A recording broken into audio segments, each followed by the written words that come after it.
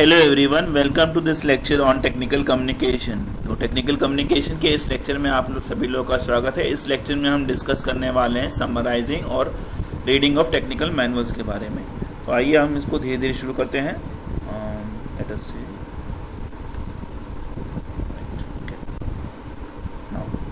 First of all we need to ask the question that what do you mean by summarising. Okay, so basically summarising is nothing but किसी भी चीज को आप संक्षेप में लिख रहे हो।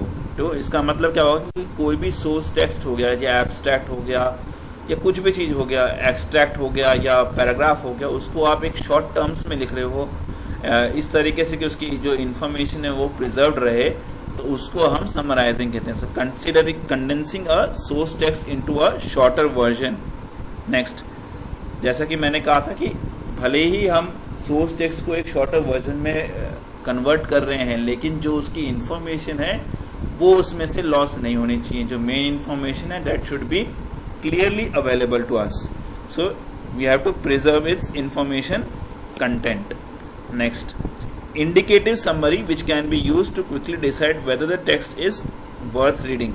ओके, सो बेसिकली हमें ये देखना है कि हमारी जो समरी है वो इस तरीके से है कि अगर आप उसको पढ़ोगे तो आपको ये पता चल जाएगा कि जो पूरा टेक्स्ट है या पूरा पैराग्राफ है वो आपके लिए इम्पोर्टेंट है या नहीं है। तो वो समरी बेसिकली ये बताएगा कि whether the given text is indicative of the importance of the objective that you are searching for. Okay, so indicative summary which can be used to quickly decide whether the text is worth reading और not. Okay, next is summarising generation forming summary representation from source representation. तो source representation से हम लोग summary बनाते हैं और उससे summarise को जनरेट करते हैं। ठीक है, question is what information have to be included in the source representation in order to create summary. तो आपको ये ध्यान रखना है कि सोर्स रिप्रेजेंटेशन में क्या सूचना या क्या इंफॉर्मेशन मुझे इंक्लूड करनी है in order to create the summary. Okay, next is There are three types basically, source text information होता है, linguistic domain होता है और communicative type का होता है। ठीक है,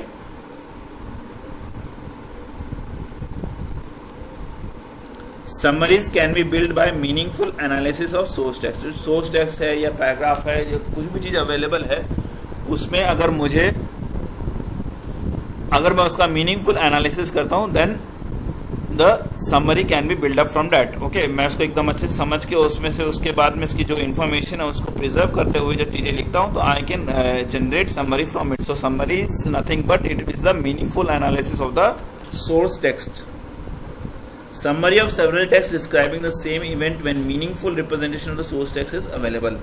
ठीक है, तो बेसिकली हम यहाँ पे सेवरल टेक्स्ट की समरी देखते हैं तो देखते हैं कि वो सेम इवेंट को बार बार रिपीट कर रहे हैं, तो हम यहाँ से मीनिंगफुल रिप्रेजेंटेशन निकाल सकते हैं। ठीक है, summary of several text describing the same event when meaningful representation of the source text is available. Next is summaries can be build from a shallow linguistic analysis of the text. तो basically अगर आप उसका सिर्फ language के हिसाब से या words या वोकेबलरी के हिसाब से भी अगर आप उसका एनालिसिस करते हैं तो वहां से भी आप समरी को बिल्डअप कर सकते हैं। Next, early summarization systems directly exploit word distribution in source based on intuition that the most frequent word represent the most important concept of the text।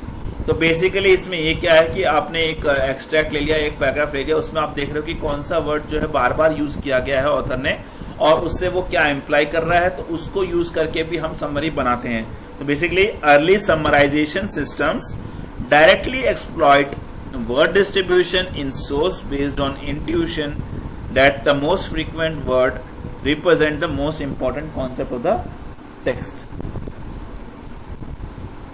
heading, sentence and end of the text। heading, sentence and end of the text हमें देखना है कि क्या heading है, sentences क्या है और end of the text क्या है, उसको देख के हमें समरी बनानी है। ठीक है, now reading technical manuals। तो कोई भी चीज रीड करने से पहले first of all will try to answer this question, how do we read technical manuals। देखो, सबसे पहले आपको कुछ भी चीज करने से पहले आप कोई प्रोजेक्ट कर रहे हो, आप कुछ रीड कर रहे हो, आप कुछ राइट कर रहे हो या कोई भी प्रोसेस या कोई भी एक्टिविटी कर रहे हो, first of all you need to be clear with your objective. Your objective should be crystal clear कि आप जो वो काम कर रहे हो उसका पर्पस क्या है, उसका ऑब्जेक्टिव क्या है. That should be clearly defined. If you don't define the objective clearly, then it will be a problem for performing the various tasks. Okay, so first of all it should be clear कि आप पढ़ रहे हो तो किस चीज के लिए पढ़ रहे हो, उसका ऑब्जेक्टिव क्या है. तो सबसे पहले हमारा पॉइंट होगा the primary thing is to be clear in your objective what you intend to search and do the work on. तो आप क्या सर्च करना चाहते हो और किस हिसाब से वर्क करना चाहते हो वो आप में क्लियर होना चाहिए. ठीक है.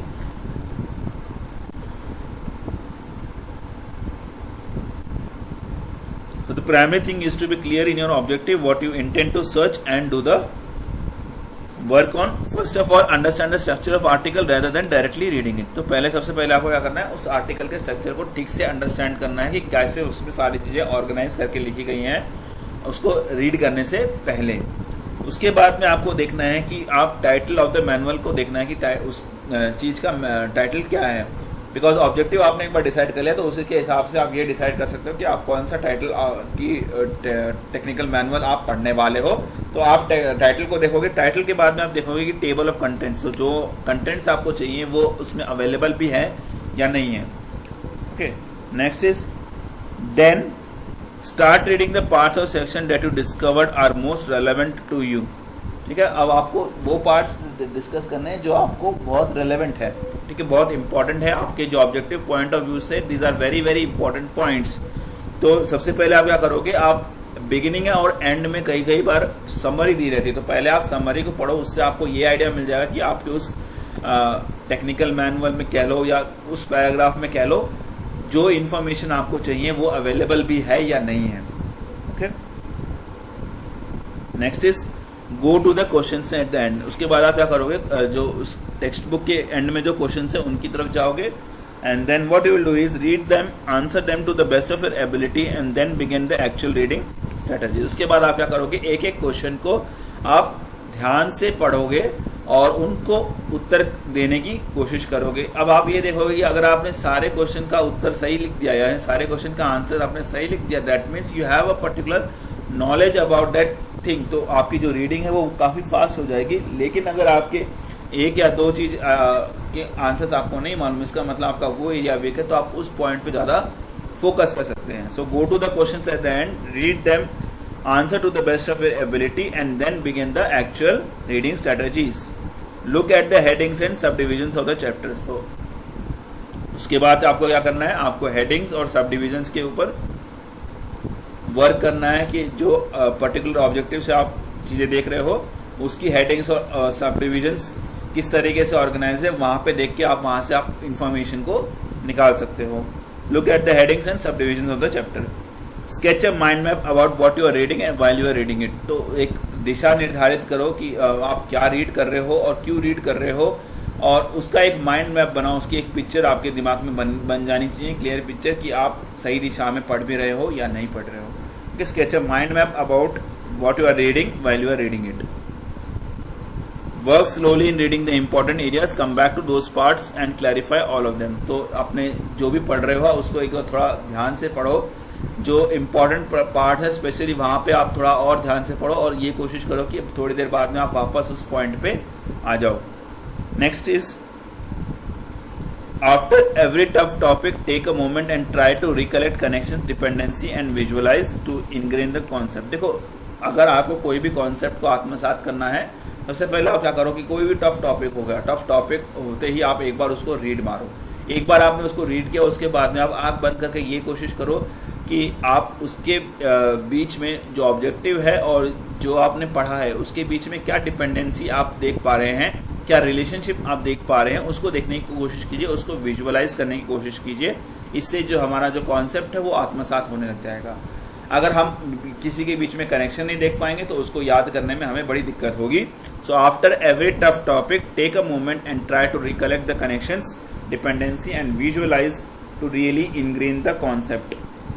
The most important thing is asking the question. तो सबसे इंपॉर्टेंट थिंग है कि हम क्वेश्चंस किस तरीके से पूछते हैं. देखो, अगर क्वेश्चंस हम किसी भी चीज में ना पूछे तो वो कॉन्सेप्ट हमारे दिमाग में कभी नहीं बैठेगा.